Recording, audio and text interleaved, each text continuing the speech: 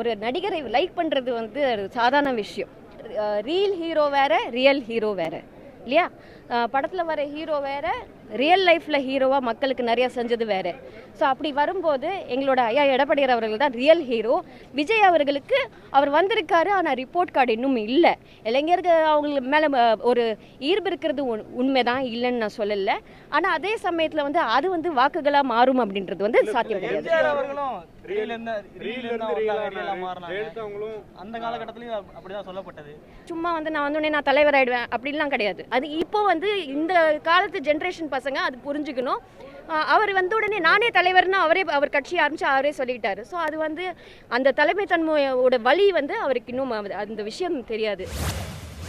பரப்புரை செயலாளராக இத்தகாலம் சமீபித்து விட்டது. முதன்மை சக்தியாக இருக்கிற தாவேகாவை வெற்றி சமவெளிக்கு கொண்டு வர ஒரு துப்பாக்கியின் ஓசையை விட அதிகமாகவும் ஒரு புயலின் வேகத்தோடும் பயணிப்பதற்கு கனவுகளோடு களத்துக்கு வருகிறேன். ஒரு டிஃபிகல்ட்டும் கிடையாது.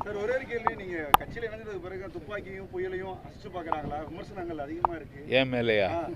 நான் விமர்சனத்தினாலேயே வளர்ந்தவன். நான் எம்ஜிஆர் வந்து வளர்ந்தாருன்னு சொன்னா மன்றங்களை வச்சு அது திமுக கழகத்துடைய கிளை கழகங்களாக செயல்பட்டு சினிமாவில் நடிக்கிற போது நெற்றியிலே உதயசூரியனை பொறித்திருப்பார்.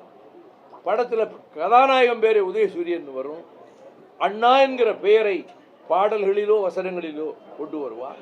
நாடோடி மன்னனில் கூட அந்த உருக்கமான காட்சியில், தங்கையே நான் உன் கணவன் அல்ல, பார் என் முதுகை பார், விழுந்திருக்கக்கூடிய சவுக்கடிகளினுடைய தளிம்பை பார், நான் இராணுவத்தில் இருந்தேன், பட்டாளத்தில் இருந்தேன், ஏழை எளிய மக்களை அடிக்க சொல்லுவார் தளபதி, என் கை ஓங்காது, என் முதுகிலே சவுக்கடிகள் விழும், அந்த விழுப்புண்கள் தான் இவை, தங்கையே நான் உன் கணவன் அல்ல என்று சொன்ன போதுதான் அப்படியே ஓடி வந்து காலில் விழுந்து, அண்ணா நீங்க தான் காப்பாற்றணும், அண்ணா இந்த நாட்டையும் அண்ணா நீங்கள் தான் காப்பாற்றணும். அதில் கூட அறிஞர் அண்ணாவை நினைவூட்டுகிற ஒருத்தர் தான் எம்ஜிஆர் பண்ணார்.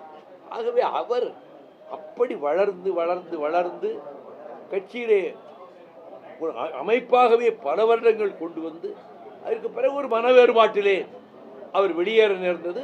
அது அதிமுக மாபெரும் வெற்றியை பெற்றது. அவர் மாதிரி வந்துடலான்னா அது மாதிரி 1000ல் ஒரு பங்காவது சேவை செஞ்சிருக்கணும் இல்லை. அது இல்லாமல் அவர் ஆசைப்படலாம். யார் வேணா, வாக்குரிமை உள்ள யாரும், போட்டி போடுகிற தகுதி உள்ள யாரும் எந்த பதவிக்கு ஆசைப்படலாம். அது அவருடைய விருப்பம்.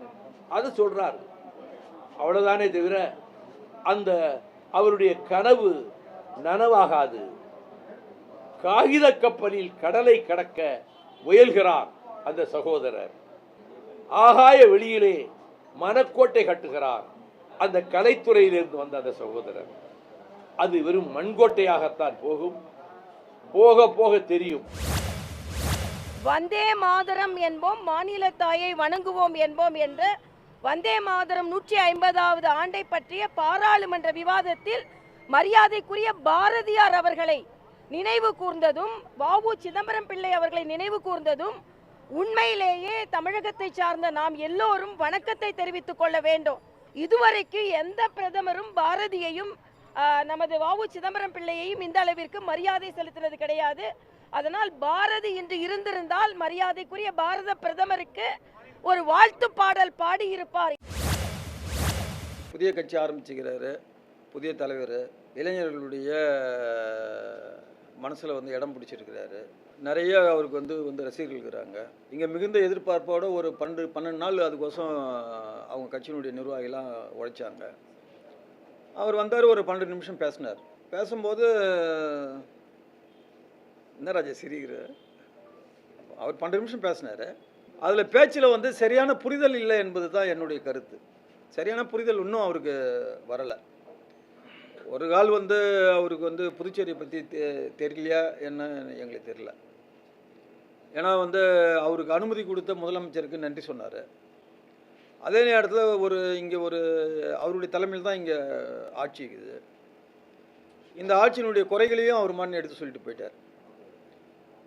ரேஷன் கடை இல்லாத மாநிலம்னு சொன்னார். ஆக்சுவலாக ரேஷன் கடைகள் இருக்குது.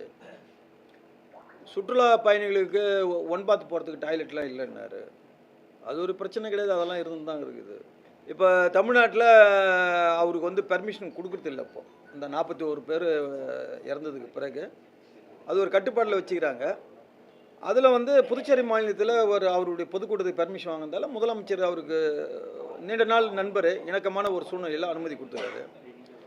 அதுக்கு நன்றி தெரிவித்த அதே நேரத்தில் முதலமைச்சரை குறை சொல்கிற மாதிரி தான் எனக்கு தெரியுது. இதெல்லாம் ஏன் அவர் செய்யலை அப்படின்னு அவரை கேட்குறதுக்கு பதில் மத்திய அரசை கேட்டு போயிட்டார். அதுதான் அது சரியான புரிதல் இல்லாத பேச்சுன்னு எங்களுக்கு தெரியுது.